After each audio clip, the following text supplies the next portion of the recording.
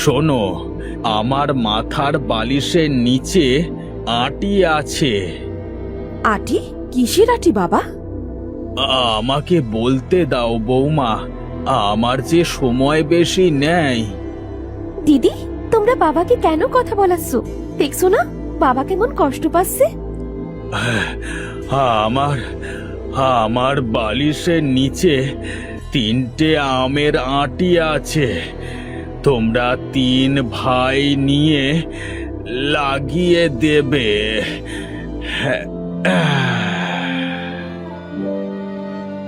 এটা বলতে বলতেই রহিম মারা যায়।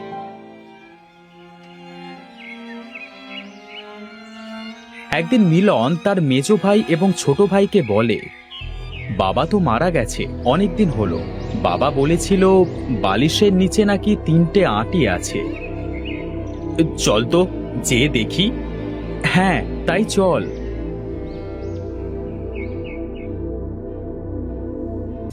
তারা 3 ভাই রহিমের ঘরে যায় আর বালিশের নিচ থেকে 3টে আঁটি বের করে তো তারা অবাক হয়ে যায়। ও মা, এ তো দেখছি একটা সোনা, একটা রূপা আর একটা সাধারণ আঁটি। দাদা, আমি কিন্তু সোনার আঁটিটা নেব। নিলয়, তুই কোনটা নিবি রে? তোমরা যেটা দেবে আমি সেটাই নেব। আমি যেহেতু বড়, আমি সোনার আঁটি নেব। আমি আগে বলেছি আমি সোনার আঁটি নেব। তোদের না বাবা বলেছে আমার কথা শুনতে? ঠিক আছে, আমি তাহলে রূপোর আঁটিটা নেব। নিলয়, তুই সাধারণ আঁটিটা নিস। তোমরা যা বলবে তাই হবে দাদা।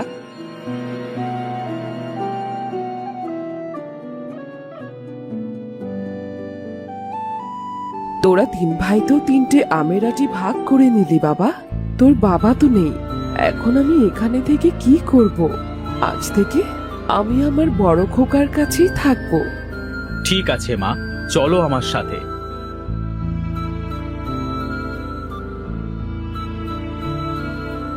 রহিমা মিলনের সাথে তার বাড়িতে যায়। এভাবেই বেশ কিছুদিন কেটে যায়। তাদের 3 ভাইয়ের 3টে আঁটি থেকে 3টে গাছ হয়।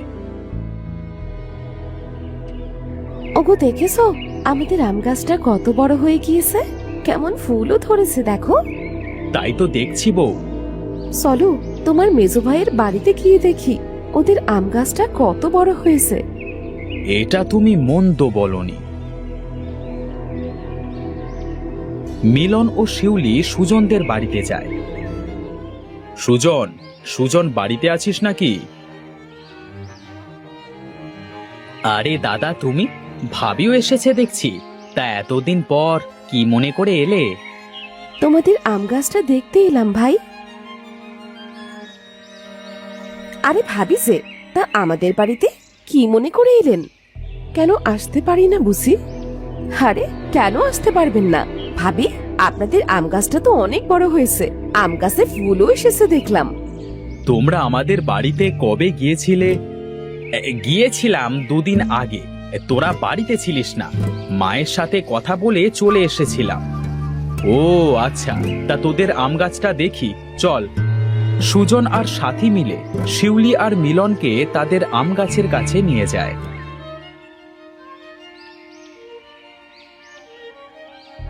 ওগো দেখো, এদের আম গাছ দেখছি আরো বেশি সুন্দর আর বড়ও হয়েছে। তাই তো দেখছি। এই, তোরা কি গাছের গোড়ায় কিছু দিস? না রে দাদা। এই, এবার চল ছোটর আম গাছটা দেখে আসি। ও তো সাধারণ আম, কি দেখতে যাব ওর আম গাছে? তোমার ভাই কিন্তু ঠিক কথাই বলেছে, এবার বাড়িতে চলো। সে কি কথা, আপনারা খাওয়া দাওয়া করে যান। আজ অনেক কাজ আছে বাড়িতে, অন্য একদিন আসবো, কেমন? মিলন আর শিউলি বাড়িতে চলে আসে। অন্যদিকে নিলয় তার বউকে বলে, বউ দেখো আমাদের আম গাছটা কত সুন্দর হয়েছে। তুমি ঠিক বলেছো, অনেক বড় হয়েছে। তুমি গাছটাকে বেশি যত্ন নিয়েছো, তাই এমন বড় হয়েছে গাছটা। তুমি একটু বেশি বলছো। বউ, আমার এই গাছে আম হলে আমি সবাইকে দেব, আর আমার বাবার জন্য দোয়া চাইব। তুমি ঠিকই বলেছো। এভাবে আরো কিছুদিন কেটে যায়। তাদের সবার গাছে ফল আসে। ওগো দেখে যাও, আমাদের কাছে রূপোর আম হয়েছে। সত্যি তো, এবার আমরা অনেক ধনী হয়ে যাব, সবাই আমাকে সম্মান করবে। তুমি আর এত ধনী হতে পারলে কোথায়? সোনার আটিটা তো তুমি নিতে পারলে না। যত সব। বলেছিলাম তো, কিন্তু দাদাই তো দিল না। বউ, আমাদের গাছে সোনার আম হয়েছে। দেখো দেখো, কত বড় বড় আম। এবার যে আমি রাজা হয়ে যাব। তুমি ঠিকই বলেছো, ওই দুটো আম গাছও আমাদের থাকলে কতই না ভালো হতো। কি করব বলো, এটা যে বাবার আদেশ। মিলন আর সুজন সোনার ও রূপার আম বিক্রি করে অনেক ধনী হয়ে যায়। অন্যদিকে নিলয় হলো এদের দুই ভাইয়ের থেকে আলাদা। চাচা, এই নিন আম, আপনার টাকা দেওয়া লাগবে না। আমি আমার গাছের আম বিক্রি করি না, আপনি শুধু বাবার জন্য একটু দোয়া করবেন। ঠিক আছে, আল্লাহ তোমাদের ভালো করুন বাবা।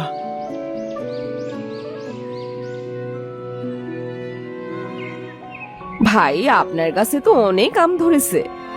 হ্যাঁ আপা, আমাদের কাছে অনেক আম হয়েছে, খেতেও সুস্বাদু। এই নিন, এগুলো আপনি নিয়ে যান। বাড়ির সকলে মিলে খাবেন ভাবি, আর আমার বাবার জন্য দোয়া করবেন। আচ্ছা ভাই, আপনাকে অনেক ধন্যবাদ। এইভাবে নিলয় সকলকে আম বিলিয়ে দিত। গ্রামের লোক সকলে নিলয়কে খুব ভালোবাসত। অন্যদিকে মিলন আর সুজন ধনী হয়ে অনেক অহংকারী হয়ে যায়। বউ, তুমি এমন রাগ করে বসে আছো কেন? তোমার এই বুড়ি মায়ের অত্যাচার আমার আর ভালো লাগছে না। কেন, কি করেছে মা? আমার শখের থালাটা ভেঙে দিয়েছে। ওনার তো আরো দুটো ছেলে আছে, সেখানে যেতে বলো না। আচ্ছা, বলছি। মা, ও মা, বাইরে আসো তো। কি হয়েছে, ডাকছিস কেন খোকা? মা, তুমি আজই আমার বাড়ি থেকে চলে যাবে। তুমি আমার সব জিনিস নষ্ট করে দিচ্ছ। তোর তো অনেক টাকা রে বাবা, একটা থালা ভেঙেছে, তাতে কি এমন হয়েছে? তোমার তো আরো দুইটা ছেলে আছে, তাদের বাড়িতে যাও তো। আমার বাড়িতে তো অনেক বছর আছো, এবার আমাকে মুক্তি দাও। তোর ভালো হবে না, ভালো হবে না দেখিস। আমি আমি চলে যাচ্ছি। রহিমা সুজনের বাড়িতে যায়। সেখানে 2 দিন থাকবার পর সাথী সুজনকে বলে, এই বুড়িকে আমরা সারা জীবন খেতে দিতে পারবো না, ওকে চলে যেতে বলো। মা আসাতে আমিও তো খুশি নয় বউ, কিন্তু যেতে বলি কিভাবে বলো তো? তোমার ভাই যেভাবে বলেছে। কিন্তু সব কথা রহিমা আড়াল থেকে শোনে। এরপর বাইরে এসে বলে, তোদের আমাকে নিয়ে আর চিন্তা করতে হবে না, আমি চলে যাচ্ছি। রহিমা সেখান থেকে নিলয়ের বাড়িতে যায়। ওগো, এই দেখো মা এসেছে। মা, তুমি কেমন আছো? তুমি এসেছো, আমার যে কি আনন্দ লাগছে। মায়ের জন্য বলতো আনো, মা অসুস্থ মনে হচ্ছে। ঠিক আছে, আমি ভালো আছি, তোমরা আমাকে নিয়ে ব্যস্ত হইও না। নিলয় রহিমার কথা না শুনে বৈদ্য আনতে চলে যায়। রহিমা নিলয়ের বাড়িতে অনেক সুখে থাকতে শুরু করে। এভাবে বেশ কিছুদিন কেটে যায়। হঠাৎ একদিন মিলনের বাড়িতে একটা ফকির আসে। বাবা, তোমার গাছে দেখছি সোনার আম ধরেছে, আমাকে 2টো আম দাও না, অনেকদিন ভালো কিছু খাই নাই। তাতে আমি কি করব? 2টা আম দিলে একটু ভালো মন্দ কিছু খেতে পারতাম, আমাকে আর ভিক্ষাও করতে হতো না। কোথা থেকে আইছে এই বুড়া? যা তো এখান থেকে, বেরো। এমন করে কেন বলছো বাবা? দাও না। এভাবে যাবে না, ঘাড় ধাক্কা দিয়ে বের করে দাও। আমি চলে যাচ্ছি। ফকিরটা সেখান থেকে সুজনের বাড়িতে আসে। মা, আমাকে একটা রূপোর আম দাও না, বিক্রি করে কিছু কাপড় কিনবো। আমার কাপড় যে ছেঁড়া। কোনো আম হবে না, জানতো জানতো এখান থেকে। একটা আম দাও না, দেখবে তোমার ভালো হবে। ও কি বললো শুনতে পাস না? যা এখান থেকে, বেরো। ঠিক আছে, আমি চলে যাচ্ছি। ফকিরটা সেখান থেকে নিলয়ের বাড়িতে যায়। বাড়িতে কেউ কি আছো? আসলে আমার খিদে পেয়েছে, আমাকে কিছু খেতে দেবে? কেন দেব না? বউ, চাচাকে কিছু খেতে দাও তো। চাচা, আম খাবেন? তাহলে তো অনেক ভালো হয়, টাকার জন্য অনেকদিন আম খাই নাই। নিলয় অনেক আম এনে ফকিরটাকে দেয়। ধন্যবাদ তোমাকে বাবা, তুমি অনেক ভালো, আমাকে কতগুলা আম দিয়েছো। ফকিরটি তার আসল রূপে ফিরে আসে। এ কি, কে আপনি? আমি জাদুকর ফারুক, তোমার বাবার বন্ধু। তোমার বাবাকে আঁটি 3টে আমি উপহার দিয়েছিলাম। আপনি আমার বাবার বন্ধু?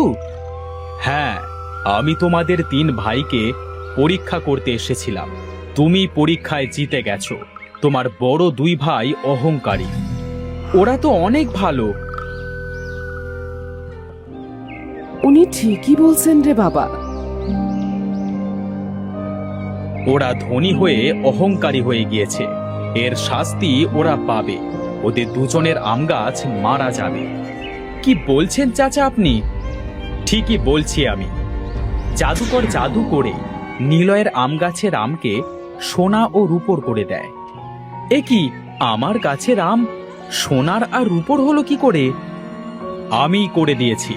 এখন থেকে তোমার গাছে সোনা, রূপা এবং সাধারণ 3 রকমেরই আম ধরবে, আর তোমার ভাইয়েরা ধ্বংস হয়ে যাবে।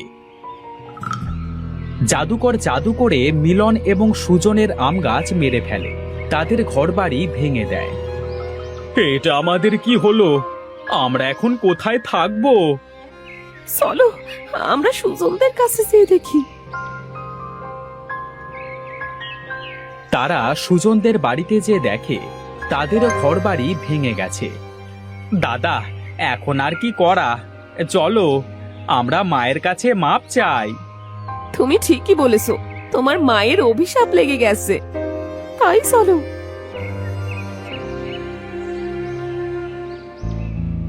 এরপর তারা সকলে রহিমার কাছে যেয়ে মাপ চায়। কেন কেন মাফ করব আমি তোদের? মা, আমরা আমাদের ভুল বুঝতে পেরেছি। তোমাকে তাড়িয়ে দেবার জন্য আমাদের ঘর বাড়ি সব ধ্বংস হয়ে গিয়েছে। তাতে কি হয়েছে? আমি আছি না? আজ থেকে আমরা সবাই একসাথেই থাকবো। ভাই, তোমার আম গাছ তো খুব সুন্দর হয়েছে। এটা আমার না, আমাদের 3 ভাই। এরপর তারা সকলে একসাথে হাসি আনন্দে বসবাস করতে শুরু করে। মিলন ও সুমনের পরিবার তাদের ভুল বুঝতে পেরে ভালো হয়ে যায়। তারা সকলে নানানভাবে সাহায্য করতে থাকে।